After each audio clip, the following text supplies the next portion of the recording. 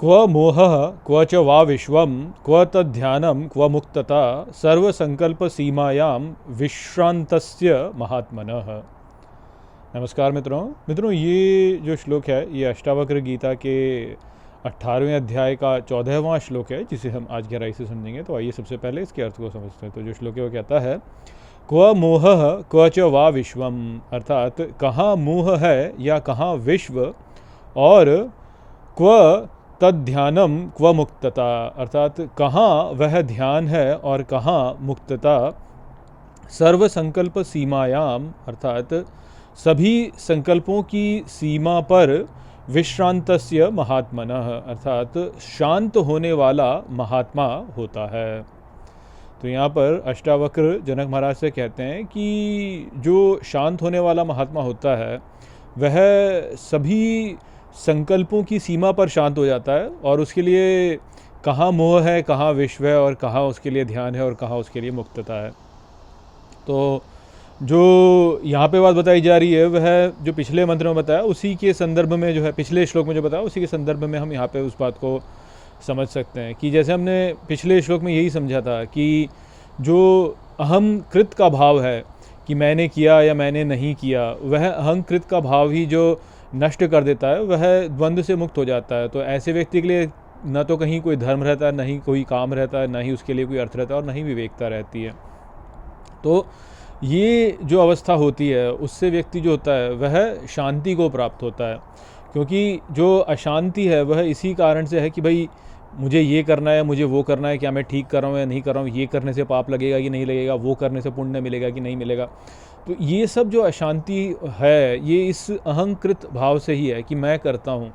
तो जब ये मैं करता हूँ का भाव ही नष्ट हो जाए तो व्यक्ति जो है वह शांत हो जाएगा, क्योंकि उसको लगेगा कि हाँ ठीक है ना, जो जैसे है सो है।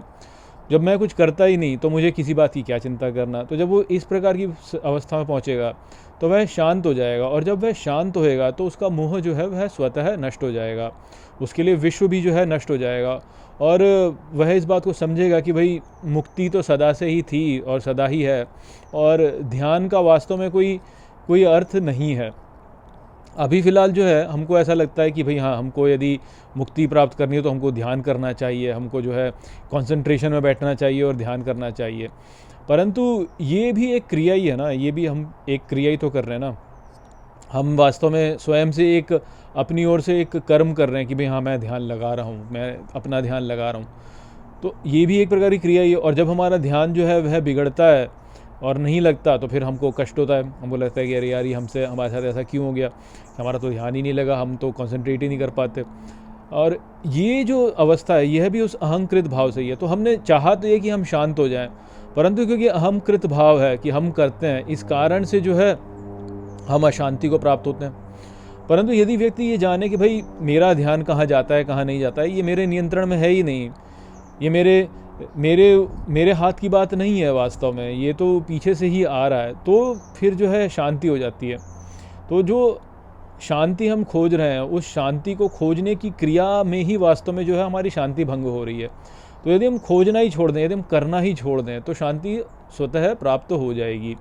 तो ऐसा जो व्यक्ति है वह जो है वह फिर संकल्पों की सीमा पर शांत हो जाता है। अर्थात वह ये नहीं सोचता है कि भाई मुझे बहुत कुछ करना है, मुझे ये करना है, मुझे वो करना है। वो जो है जान लेता है कि भाई हर अवस्था की एक सीमा है और सब कुछ मेरे नियंत्रण में नहीं है, मेरे नियंत्रण के परे की बात है। तो इसलिए मैं बहुत अधिक सोचूं नहीं इस विषय में। तो ये जो सोचने की प्रक्रिया है ना, कि हम सोचते हैं कि हम ये करें, हमको ये करना चाहिए, हमको ऐसे करना चाहिए, वैसे करना चाहिए, हम जो है इस प्रकार से भगवत प्राप्ति करें, उस प्रकार से साधना करें। तो वह जो इस प्रकार उस प्रकार सोचना, पाप पुण्य, मैं क्या कर रहा हूँ, धर्म है धर्म, ये सब जो है, ये जो सोचने की प्रक्रिया, उसमें ही वास्तव में सारी समस्या उत्पन्न हो रही है। क्योंकि हम अपनी बुद्धि लगा के ये सोचने का प्रयास करें कि क्या ठीक है और क्या ठीक नहीं है, जबकि हमें ज्ञान है ही नहीं, हम में इतना सामर्थ्य ही नहीं है कि हम उसको संभाल सकें। ये जो हमारे संकल्प होते हैं ना, ये हमारे भी मन में जो संकल्प हैं, जब चलते जाते हैं तो बस उसमें ही हम वास्तव में फंस जाते हैं। कोई भी भाव है, अच्छा भाव हो चाहे बुरा भाव हो, जब वो पकड़ा है, जब वो रहेगा साथ में, जब उसके बारे में निरंतर चिंतन कर रहे हैं, तब हम वास्तव में इसमें फंसते हैं। तो इस सीमा को काटने वाला जो जाने कि भाई मैं इस चिंतन को रोकूं, ये जो चिंतन है इसकी भी एक सीमा होनी चाहिए। सीमा से अर्थ है लिमिट। लिमिट में सोचा जाए कि भाई कोई संकल्प आया तो वो आया, आते ही खट काट दिया उसको वहीं पे और सोचना बंद कर दिया। वह ही वास्तव में जो है शांति प्रदान करने वाला होता है। हम यदि बार बार सोचेंगे कि ऐसा होगा, वैसा करें, ये करें, वो करें, क्या करें, क्या करें, क्या करें, तो वो उसमें ही फंस जाएंगे। उसमें उस संकल्प में ही हम वास्तव में फंस जाएंगे। अब वो संकल्प जो है वो अच्छा भी हो सकता है कि भाई मैं जो है पुण्य करूँ, पुण्य करूँ, पुण्य करूँ। अब वो पुण्य पुण्य पुण्य पुण्य के संकल्प में फंस गए, तो सात्विक संकल्प में फंस गए, तो हमारी जो है सात्विक संकल्प में हमारी वो में हमारा बंधन हो जाएगा, तो हम देवताओं के लोक को पहुँचेंगे, परंतु वह जो है वह मुक्ति नहीं है वास्तव में। या हम यदि भय है तो भय भय भय भय भय, या क्रोध क्रोध क्रोध क्रोध क्रोध, मान लीजिए किसी ने कुछ बुरा कर दिया और हमको उस पर क्रोध आया, तो हमारा जो वो क्रोध का संकल्प है वो चलता जाता है ना मन में, निरंतर चलता जाता। मान लीजिए किसी ने आपको कुछ बुरा कह दिया और आप आपको है ना, आप उसको कुछ कर नहीं पाए, तो बार बार मन में बस ये चल रहा है कि इसने मुझे बुरा कह दिया, इसने मुझे बुरा कह दिया, इसने मुझे बुरा कह दिया, इसने मुझे बुरा कह दिया, अपने आप को समझता क्या है, इसने मुझे बुरा कह दिया।